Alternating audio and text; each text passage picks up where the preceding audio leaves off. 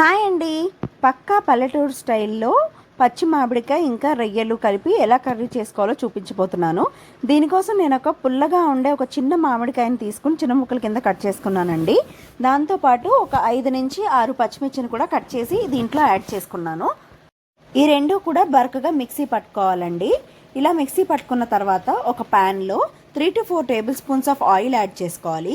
Oil కొంచెం వేడెక్కిన తర్వాత ఒక 2 మీడియం సైజ్ ఉల్లిపాయల్ని చిన్న ముక్కల కింద తరిగి పెట్టుకొని వాటిని ఆయిల్లో యాడ్ చేసుకోవాలండి. ఇప్పుడు ఇందులో ఒక 1/2 స్పూన్ పసుపు అండ్ అలాగే 1/2 స్పూన్ వరకు ఉప్పుని యాడ్ చేసుకొని ఉల్లిపాయలు లైట్ గోల్డెన్ కలర్ వచ్చేదాకా వేయించుకోవాలండి.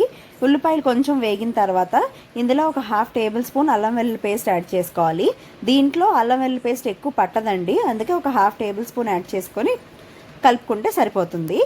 ఇలా అల్లం వెల్లుల్లి పేస్ట్ మొత్తం ఆనియన్స్కి బాగా పట్టి పచ్చివాసన అంతా పోయిన తర్వాత దీంట్లో మనం బాగా కడిగి వాష్ చేసి పెట్టుకున్న రొయ్యల్ని యాడ్ చేసుకోవాలి. ఈ రొయ్యలు వాష్ చేసేటప్పుడు మామూలుగా 2-3 సార్లు రొయ్యల్ని ఉప్పు నీటిలో కడుక్కున్న తర్వాత లాస్ట్లో నిమ్మరసం వేసి వాష్ చేసుకోవడం వల్ల రొయ్యల్లో ఉన్న నీచు వాసన అంతా కూడా పోతుందండి. అలా వాష్ చేసుకున్నటువంటి రొయ్యల్ని ఉల్లిపాయల్లోకి యాడ్ చేశాను. ఉల్లిపాయల్ని రొయ్యల్ని ఒకసారి బాగా మిక్స్ చేసుకున్న తర్వాత మనం గ్రైండ్ చేసి పెట్టుకున్న ఈ పచ్చిమిర్చి ఇంకా మామిడికాయ పేస్ట్ని ఇందులో కలుపుకొని బాగా మిక్స్ చేసుకోవాలండి. మనం పచ్చిమిర్చి యాడ్ చేసాం కాబట్టి కారం కొంచెం చూసుకునే వేసుకోవాలి. నేనైతే ఒక పెద్ద స్పూన్ ఆఫ్ కారం యాడ్ చేశానండి.